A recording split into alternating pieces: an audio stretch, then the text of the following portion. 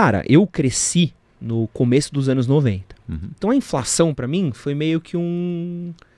Eu ouvi os meus pais falando... Um ser em extinção. Mas eu já cresci num momento que era mais estável. Pô, eu vivi uma época que pouca gente lembra aí que era dólar 1 para 1 com R$1. É. É uma loucura. E a gente voltou a falar de inflação, né? A gente tem visto os efeitos da inflação.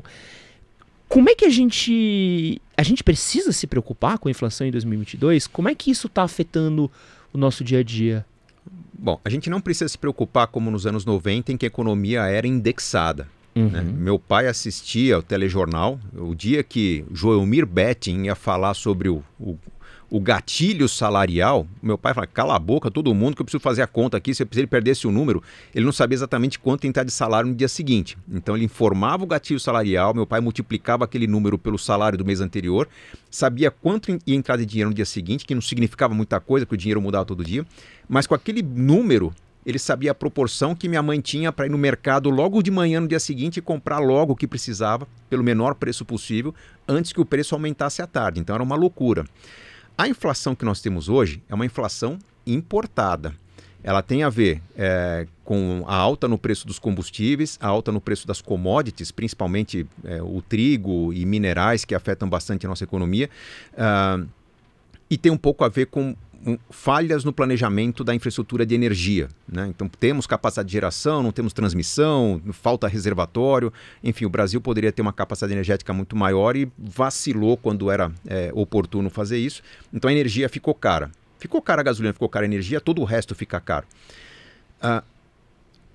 O atual governo, nós temos várias críticas a fazer, mas do ponto de vista da infraestrutura, muitas coisas estão sendo resolvidas. O transporte de cargas pelo Brasil está com um reequacionamento muito interessante que tende a baratear o frete, diminuir o uso de combustível, diminuir a dependência, muito interessante. Do ponto de vista energético também, há uma revolução silenciosa acontecendo, boa parte da geração hidrelétrica não sendo substituída, mas complementada por geração eólica, fotovoltaica ganhando força. Então há uma tendência da gente ficar menos dependente de insumos que são escassos para isso acontecer. Então também há uma tendência que a inflação que a gente está vivendo agora tenha um refresco nos próximos meses e se acomode em 2023. Isso não quer dizer que nós devemos estar totalmente tranquilos com a inflação, porque nós temos que ter uma estratégia contra a inflação. Os preços continuam subindo ainda esse ano, até o meio do ano, pelo menos. Então eu tenho que ter um orçamento mais leve. Tudo que eu falei até agora se soma essa resposta, mas diminuir gastos fixos, diminuir compromissos. Eu consigo fazer uma compra que eu posso parcelar em 12 vezes? Cara, só se você precisar dessa compra, porque o ideal é você não estar criando uma limitação de escolhas daqui a alguns meses, em que você tem contas para pagar, prestações dos meses anteriores, e aumentou o preço da escola, aumentou o preço do condomínio, aumentou o preço do aluguel, e você não tem o que cortar. Diminuir custo de vida, a tal substituição da moradia ou de algum gasto fixo, troca o carro atual para o mais barato, deixa o carro de lado. Eu fiquei 2 anos sem carro, quando começaram os transportes por aplicativos. Cara, desfaça-se de um grande bem para reduzir o custo fixo.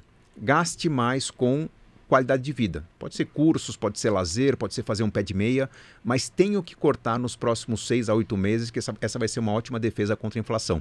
Eu acredito que no ano que vem nós teremos preços arrefecendo um pouquinho, vão parar de aumentar, a renda tende a acompanhar. Acho que a gente vai sair dessa pandemia logo logo, e saindo da pandemia um certo otimismo aí deve fazer com que a renda aumente também, e uma coisa acaba compensando a outra. O pessoal não tem que se iludir achando que o combustível vai voltar a R$2, nem que o dólar vai voltar a 3. Isso vamos chegar nisso já.